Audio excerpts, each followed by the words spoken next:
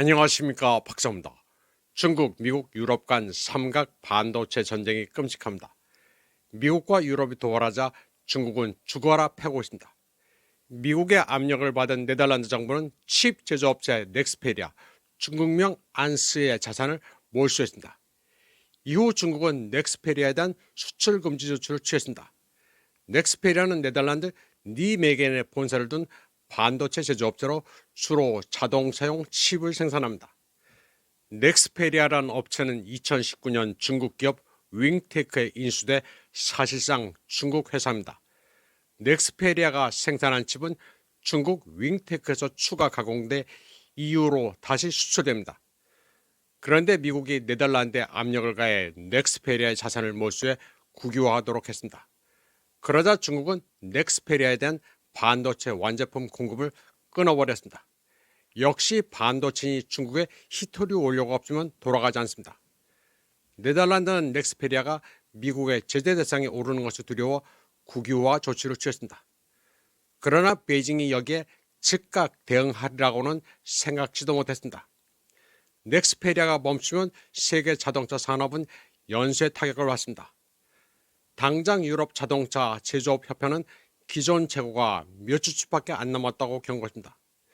넥스페리아는 독일 함부르크에도 1,600명의 직원을 보유한 최대 규모의 생산시설을 운영하고 있습니다. 독일의 자동차 산업은 생산 중단 위기에 처했습니다. 폭스바겐 경영진은 직원들에게 서한을 보내 생산이 중단될 수 있다고 경고했습니다. 다음 주 수요일부터 폭스바겐은 볼프스부르크에 있는 본사 공장의 생산을 중단합니다. 골프 생산도 중단됩니다. 반도체 공급 병목 현상이 지속될 경우 다른 공장의 생산도 중단될 것입니다. 넥스페리아는 전 세계 자동차 메이커에 반도체를 공급합니다. 따라서 차량용 반도체 문제가 전 세계적으로 불거지는 것은 시간 문제입니다. 중국은 넥스페리아가 미국의 괴뢰가 돼 베이징의 레드라인을 밟았다고 거세게 보복하고 있습니다. 그리고 넥스페리아의 숨통을 끊는 것에서 멈추지 않고 ASML에도 원료 공급을 중단하는 보복을 검토하고 있습니다.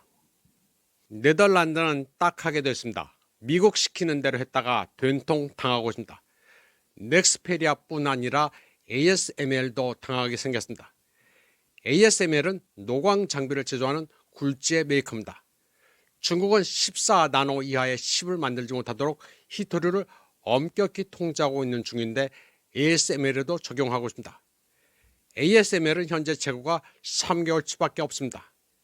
이제 자동차용 칩 부족으로 앞서 말씀드린 폭스바겐뿐 아니라 BMW, 벤츠도 곧 서플라이 체인이 마비될 수 있습니다. 여기에다 미중 정상회담이 열릴지는 모르겠으나 트럼프는 중국과 반도체 전쟁을 벌이는 동시에 타이완을 두고도 신경전을 벌이고 있습니다. 타이완이 협상 카드로 오를지도 관심사입니다. 네덜란드가 넥스페리아, 안스 반도체를 강제 인수한 명목은 국가 안보에 위협이 된다는 것이었습니다. 네덜란드는 넥스페리아의 전세계 30개 자산을 동결하고 중국계 CEO의 직무를 정지시켰습니다. 왕 원타오 중국 상무부장은 네덜란드에 강하게 경고했습니다. 그는 네덜란드가 경제를 정치화하면 전 세계 서플라이 체인에 엄중한 영향이 있을 것이라고 말했습니다. 이에 대해 네덜란드는 미국의 압력이 있었음을 시인했습니다. 사우스차이나 모닝포스트는 미국이 네덜란드를 제재 대상에 올리지 않는 대가로 넥스페리아의 중국계 경영진을 갈아치울 것을 요구했다고 보도했습니다. 넥스페리아는 중국 광동성 동관에도 공장을 가지고 있습니다. 중국 정부는 넥스페리아 동관 공장에 대해 주 나흘 근무하고 사흘은 쉴 것을 명령했습니다. 전 세계 자동차 메이커에 공급하는 반도체를 줄이라는 것이었습니다. 독일 자동차 메이커뿐 아니라 포드, 집, 푸조도 타격을 받게 됐습니다. 이런 와중에 트럼프는 엉뚱한 소리를 늘어놨습니다. 그는 폭스뉴스와의 인터뷰에서 종잡을 수 없는 얘기를 했습니다. 반도체, 의약품에 대한 고유의 관세로 서플라이 체인이 빠르게 미국에 돌아오고 있다고 말했습니다. 아울러 타이완의 반도체 칩 메이커가 미국에 20조 달러 규모의 경제 기적을 가지고 올 것이라고 말했습니다. 그러면서 타이완은 중국으로서는 눈동자와 같아 베이징이 무력으로 침공하지는 않을 것으로 믿는다고 했습니다. 그리고 시진핑과 만나 타이완 이슈도 논의할 것이라고 했습니다. 트럼프는 오락가락합니다. 중국은 트럼프가 사람 되기는 멀었다고 보는 것 같습니다. 중국은 히토류에 관한 자기네들이 국제 표준을 정한다는 아주 강한 스탠스입니다. 중국 상무부는 히토류 수출 신청은 일률적으로 중국어로 해야 한다고 말했습니다. 각국은 중국의 히토류 수출 허가를 득하기 위해서는 중국어로 서류를 작성하고 서명도 중국어로 해야 한다고 밝혔습니다. 중국어로 된 신청서에 요구사항을 기입해야 한다면서 외국인들이 중국과 비즈니스를 하기 위해서는 중국어를 알아야 한다고 말했습니다. 한편 트럼프가 경주에 올지는 확실치 않습니다. 트럼프는 시진핑과 만나 좋은 협의를 할 수 있기를 희망한다면서도 못 볼 가능성도 있다고 말했습니다. 막판에 정상회담이 없을 수도 있을 가능성을 시사했습니다. 트럼프는 아무 말이나 즉흥적으로 내뱉기 때문에 신용이라고는 없습니다. 그는 또 2026년 초 중국을 방문할 것이라고 했습니다. 그러나 이에 대해 중국 외교부는 아무런 반응을 보이지 않고 있습니다. 오든지 말든지 우리가 알 바 아니라는 스탠스로 보입니다. 그때 가서 오면 오는 것이고 말면 마는 것 아니냐는 것 같습니다. 중국은 미국에 대해 점점 더 강경해지고 있습니다. 미국의 추가 보복 관세도 그렇고 히토류 통제의 강도도 마찬가지입니다. 과거와 비교해 중국의 미국 의존도는 크게 낮아져 디커플링을 해도 크게 무리가 없다는 판단을 하고 있습니다.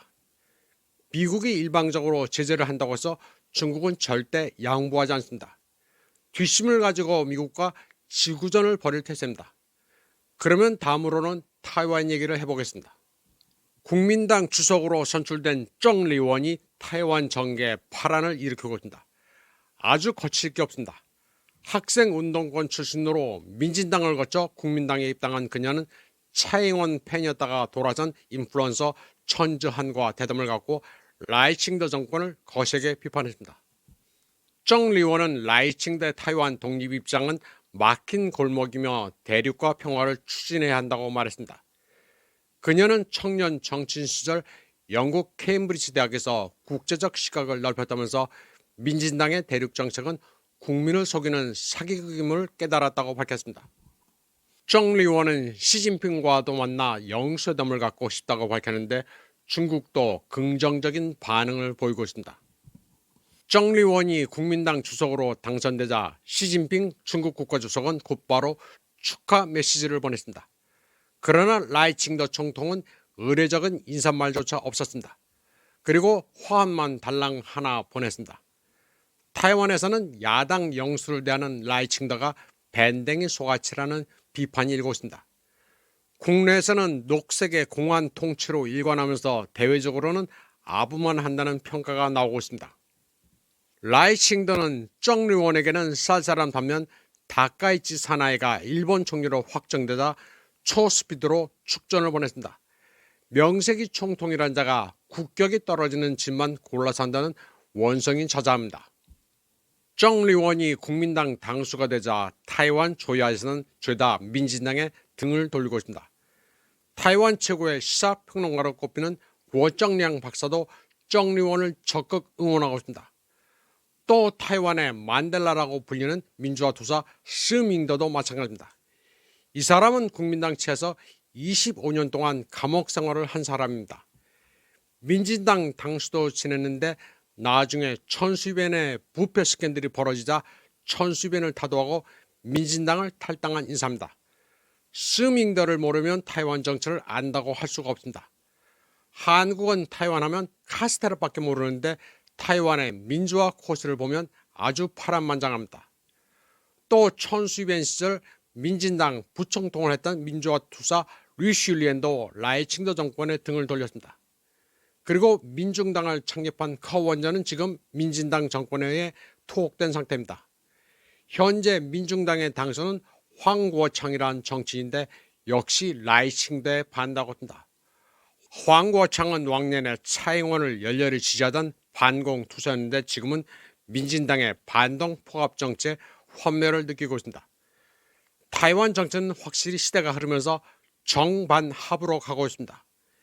이번 방송은 여기까지 하겠습니다. 시청해주신 여러분 감사합니다.